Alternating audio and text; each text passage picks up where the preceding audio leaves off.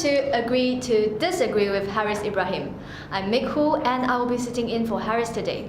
With me in the studio is Ms. Shamini Dashini, the Executive Director of Amnesty International Malaysia. Welcome, Shamini. Thank you, Mick Hu. Okay, let's get straight to the point. Sure. You have adopted Ali Abdul Jalil as a prisoner of conscience. Can you tell us what does that term mean? A prisoner of conscience is somebody who has been imprisoned solely for their beliefs. So when somebody expresses that belief and is punished by the state for it, we have a set of criteria that we consider before we declare somebody a prisoner of conscience. Ali is among very few of prisoner of conscience who have been declared or declared in Malaysia. But the circumstances in which he faced throughout the sedition dragnet is why we declared him a prisoner of conscience.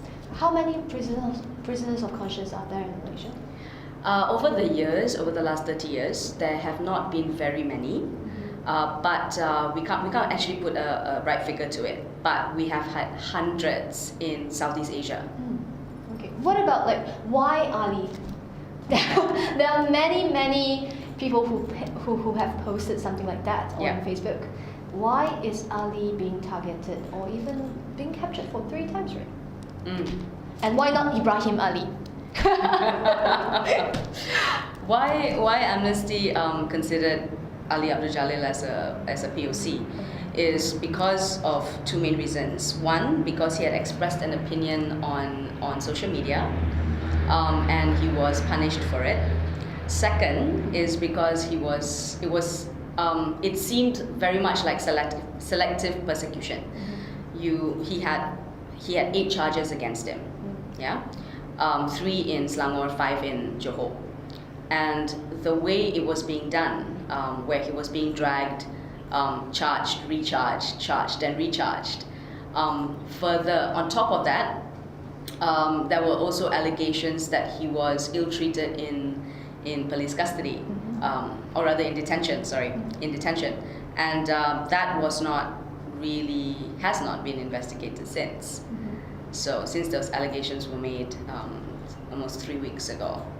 So that is why he's still a prisoner of conscience for Amnesty International, even though he's been released. Okay. How is our Sedition Act different compared to other Asian countries? Okay, I'm not an expert when it comes to other Asian countries, but I will say this.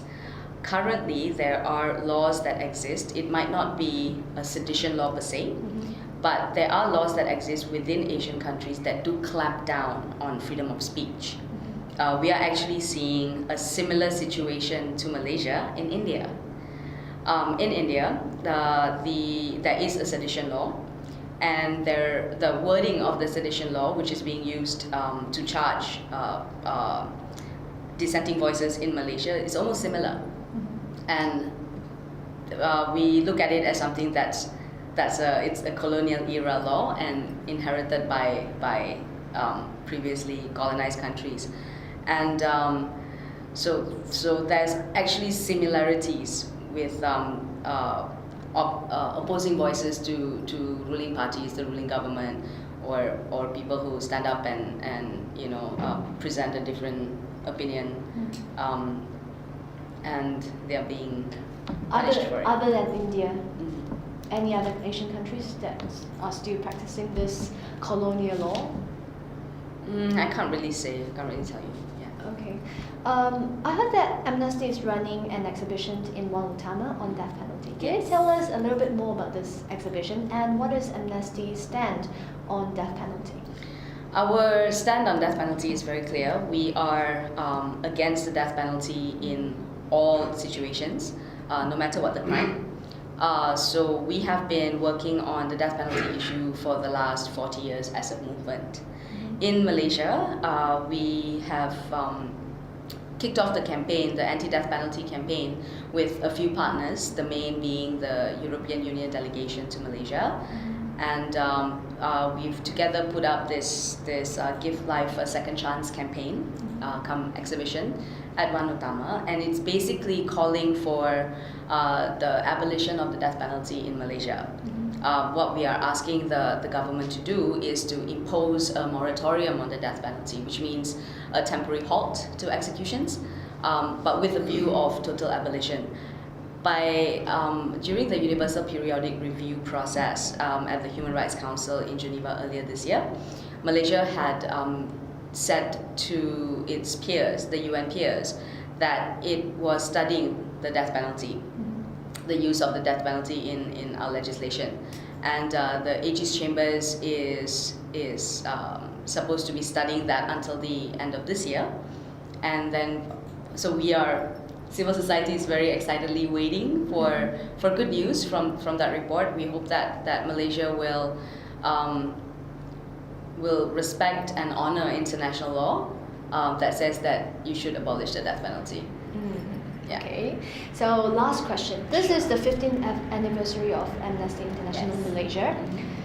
Can you tell us how effective Amnesty has been in achieving its objectives in Malaysia? Okay.